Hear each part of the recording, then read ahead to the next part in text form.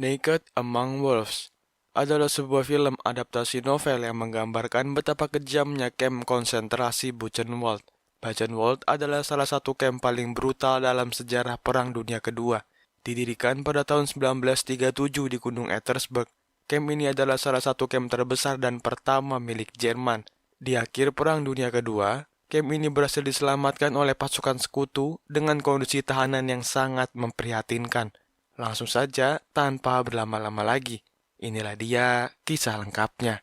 Cerita kali ini akan berfokus kepada Hans Pipik, seorang tawanan Nazi yang terlibat dalam jaringan komunisme.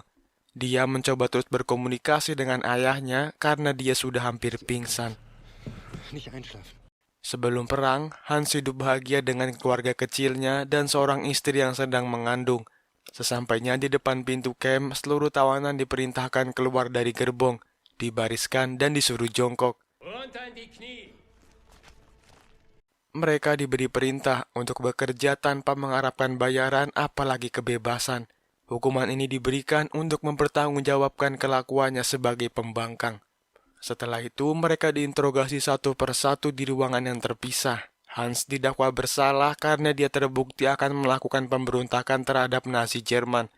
Udara dingin semakin menusuk tulang, ditambah suasana mencekam sejak pintu masuk.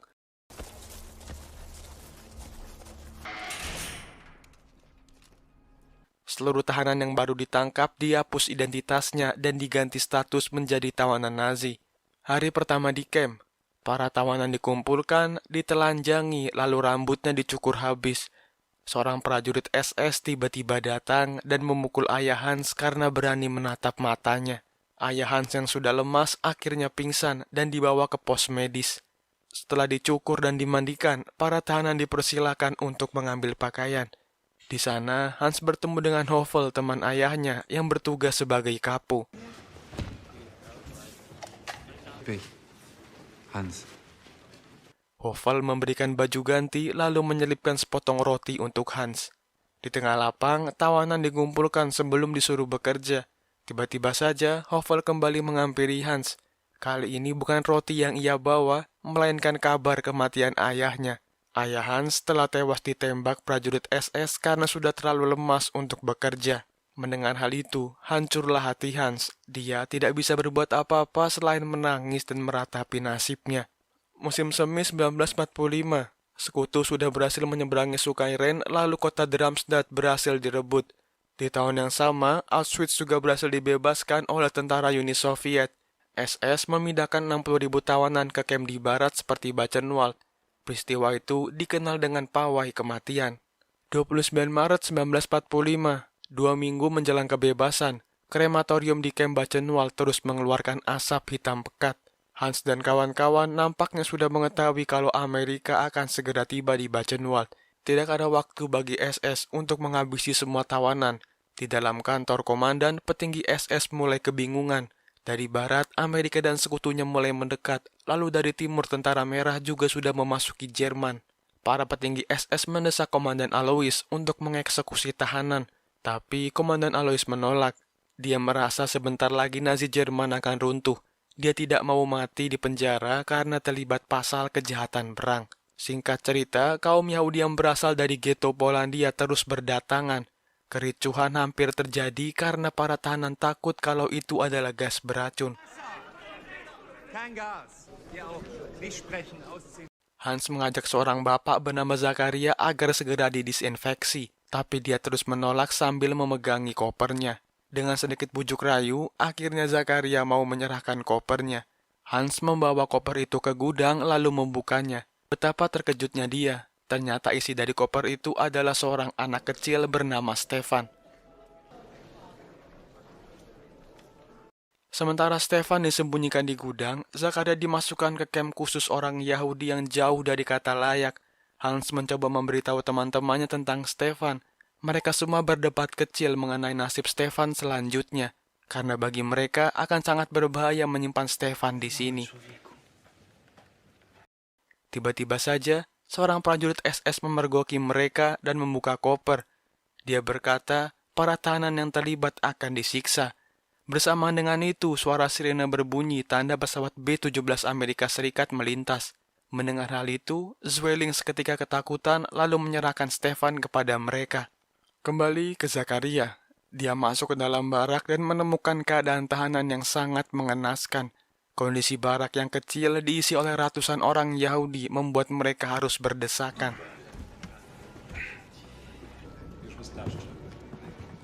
Pada malam itu, Hovel pergi menemui Boco rekannya. Dia mengabarkan kalau ada seorang anak laki-laki yang tidak terdaftar. Boco menyuruh Hovel untuk membuang anak itu dengan cara menyelundupkannya ke pengiriman selanjutnya. Para kapo di sana berencana menggerakkan pemberontakan. Dia tidak ingin pemberontakan terhenti hanya karena Stefan. Hari demi hari, Hans dan Stefan terlihat semakin dekat. Hans rela membagi jatah makannya dengan Stefan. Melihat kepolosan Stefan, Hans kembali teringat dengan istrinya yang sedang mengandung. Pada pagi harinya, Boco bertemu dengan Helmut. Dia berkata akan memindahkan 200 tahanan ke Bergen-Belsen. Dia juga melaporkan keberadaan Stefan di ruangan efek. Sementara itu di ruang efek, Zakaria akhirnya bisa bertemu lagi dengan Stefan. Di sini terungkap kalau sebenarnya Stefan bukanlah anak Zakaria. Dia menemukan Stefan tergeletak di tumpukan jenazah orang tuanya. Setelah Zakaria kembali, mereka kembali berdebat tentang nasib dari anak ini. Hovel mengatakan esok hari Zakaria dan Stefan akan dipindahkan ke Bergen-Belsen. Singkat cerita, Zakaria masuk ke dalam barisan pengiriman dan Korpinski mengembalikan koper berisi Stefan.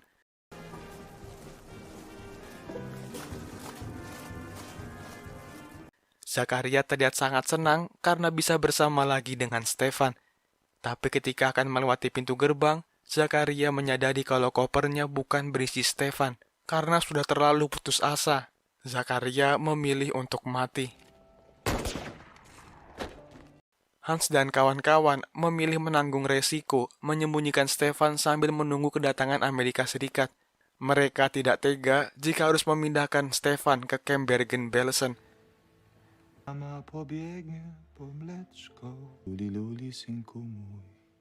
Dari jauh, Zwelling melihat kalau Stefan masih berada di kamp ini. Lalu dia memilih melaporkannya ke Komandan Alois. Di sisi lain, Angkatan Darat Ketiga Amerika Serikat sudah menuju Fulda, 200 km lagi dari Buchenwald. Pasukan Jerman bertahan dengan 2.000 pasukan, beberapa tank dan brigade anti pesawat. Namun 2 hari kemudian mereka menyerah.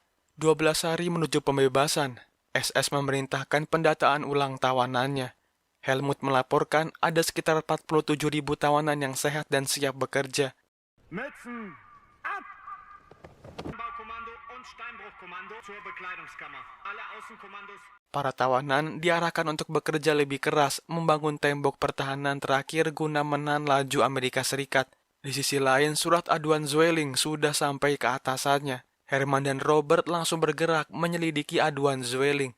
Mereka mengumpulkan Hovel dan kawan-kawan lalu menggeledah ruang efek. Namun, ternyata Stefan sudah tidak ada di sana. Herman menunjuk Hovel dan Korpinski untuk diinterogasi. Ternyata Hans telah memindahkan Stefan ke pos rumah sakit, karena di sana hampir tidak pernah digeledah. Seorang laki-laki menatap Stefan dengan sinis, karena seharusnya perawat menangani ayahnya yang sudah sekarat. Di dalam bunker penjara, Hovel menunggu gilirannya diinterogasi. Badannya gemetar ketakutan setelah melihat Korpinski yang babak belur diajar tentara SS. Teman-temannya khawatir jika Hovel membocorkan aksi pemberontakan yang sudah dirancang sebelumnya. Tak lama kemudian, tibalah giliran Hovel. Sekuat tenaga dia tetap bungkam merahasiakan keberadaan Stefan. Pukulan demi pukulan harus mendarat di tubuhnya dengan percuma. Angkatan Darat Sekutu telah berada 50 km lagi dari Buchenwald. Camp Ohrdruf yang merupakan subkamp Buchenwald berhasil dibebaskan. Pagi hari di kota Kromsdorf, 10 km dari Buchenwald, para tahanan dipekerjakan membangun kota. 2 orang tahanan bekerja sambil melirik seorang putri pengawal SS. Penjaga yang melihat aksi mereka langsung menarik tawanan itu ke sungai lalu dibunuh dengan kejam. Kembali ke Buchenwald. Hari itu, Stefan tiba-tiba menghilang dari rumah sakit. Ternyata Zitko mengajak Stefan bermain di luar.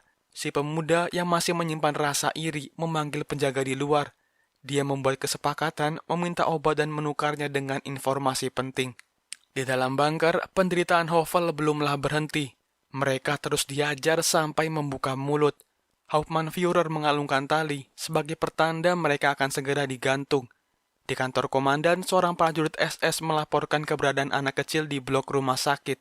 Robert, Herman, serta penjaga lainnya langsung turun dan menggeledah rumah sakit.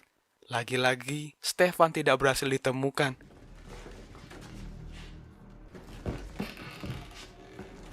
Alhasil, pemuda yang melapor tadi ditembak di tempat. Karena merasa rumah sakit bukanlah tempat yang aman lagi, Zitko menyuruh Hans dan Stefan bersembunyi di dalam septic tank. Hans mencoba menghibur Stefan yang terlihat sangat trauma dan ketakutan. Kembali ke Hovel dan Korpinski. Tiba-tiba pintu sel terbuka dan Korpinski diajak keluar. Di dalam ruang penyiksaan, Herman meminta kesaksian Rose mengenai di mana Stefan berada. Rose bersikeras mengatakan sejujurnya kalau dia tidak tahu menau. Herman tidak mau tahu dan meminta Rose menjadi orang selanjutnya yang digantung. Herman meminta Rose membuktikannya dengan membunuh Korpinski. Keesokan paginya, Zitko berjalan ke arah septic tank guna mengantar makanan untuk Hans dan Stefan. Tapi naasnya, dia ketahuan menyelundupkan makanan dan ditembak di sana. Tentara sekutu yang semakin dekat membuat komando tertinggi SS memerintahkan untuk membantai para tawanan. Helmut mendengar kabar para tawanan di camp ini akan dipindahkan ke selatan dan dibantai di sana. Dia langsung mengumpulkan rekan-rekannya dan memberitahu berita ini. Perbedaan pendapat terjadi di antara mereka. Ada yang lebih memilih menunggu Amerika karena kurangnya amunisi, ada juga yang bersikeras melawan. Sebagai ketua tawanan, Helmut memutuskan untuk memperlambat pengiriman tawanan ke selatan sampai Amerika datang. Pagi harinya, pemindahan akan segera dimulai. Rumor pembantaian sudah terlanjur menyebar. Terpaksa para tahanan harus kucing-kucingan dengan petugas.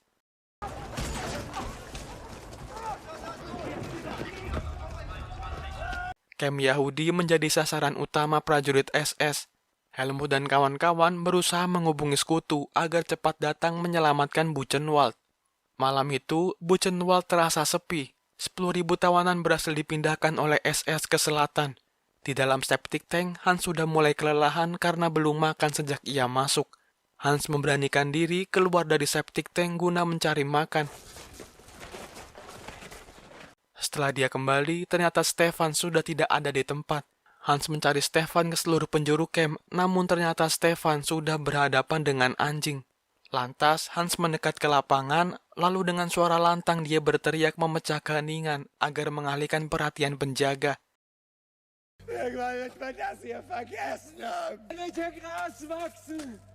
Alhasil, Hans tewas ditembak oleh penjaga. 11 April 1945 menjadi hari pembebasan. Kurang dari 20 km lagi, Amerika Serikat akan mencapai Buchenwald. Divisi lapis baja ke-6 Amerika Serikat berhasil memukul mundur pasukan Nazi Jerman yang tersisa. Pembersihan di kamp konsentrasi Buchenwald sudah dihentikan. SS mempertimbangkan untuk membunuh sisa tawanan camp. Di kamp konsentrasi Buchenwald, Herman dan Robert tetap keras kepala akan memusnahkan para tawanan. Padahal Komandan Alois sudah mewanti-wanti agar tidak melakukan hal itu. Komandan Alois memilih lari dan tidak mau bertanggung jawab atas hal mengerikan yang mereka lakukan. Para tawanan yang tersisa mengeluarkan senapan yang sudah mereka persiapkan. Freigabe der Waffen, Kampfgruppen in die Ausgangsstelle. Fang! Ternyata Hans belumlah tewas karena tembakan penjaga semalam meleset dari organ vitalnya. Di saat yang bersamaan, alarm pesawat berbunyi menandakan Amerika sudah hampir tiba. Herman mulai ragu memberikan perintah untuk menyerang. Herman tidak memiliki cukup nyali dan memilih membubarkan unitnya. Di luar, Robert malah menodongkan pistol kepada Alois. Alois berpesan kalau semuanya sudah berakhir dan menyuruh Robert mencari tempat yang aman. Di sisi lain, Zwelling berhasil ditangkap, tapi dia diberi kesempatan untuk hidup mempertanggungjawabkan perbuatannya di pengadilan militer. Bochow memberi pengumuman kalau SS sudah pergi meninggalkan camp dan sekarang mereka semua bebas. Pengumuman ini disambut tangis haru oleh tawanan yang tersisa. Bochow memerintahkan agar jangan ada tindakan balas dendam kepada anggota SS yang tertinggal. Herman si pengecut menyamar menjadi tahanan lalu berhasil keluar. Okay, buddy. You be careful. Di dalam bunker penjara, ternyata Hauptmann-Führer masih belum meninggalkan camp. Dengan jalan yang agak sempoyongan, dia mencari sel tempat Hovel ditahan. Untungnya, rekan Hovel datang menyelamatkan, mereka lari dan bersembunyi di ruang penyiksaan.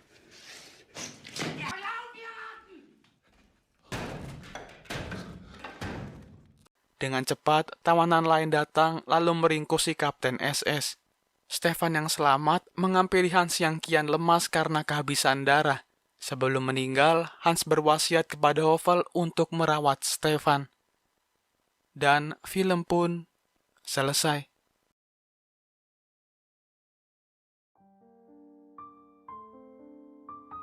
Dari tahun 1937 sampai 1945, Camp Buchenwald telah menjadi tempat bagi 250.000 orang dari penjuru Eropa.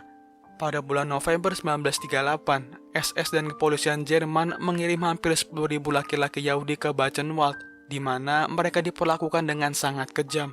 SS juga menahan kriminal, saksi Yehova, orang Gipsi, dan desertir militer Jerman di Buchenwald. Pada tahap berikutnya, SS memenjarakan tahanan perang dari berbagai negara, pejuang perlawanan, dan mantan pejabat negara musuh. Segitu aja alur cerita kali ini. Semoga kalian suka dan sampai jumpa di video seru lainnya.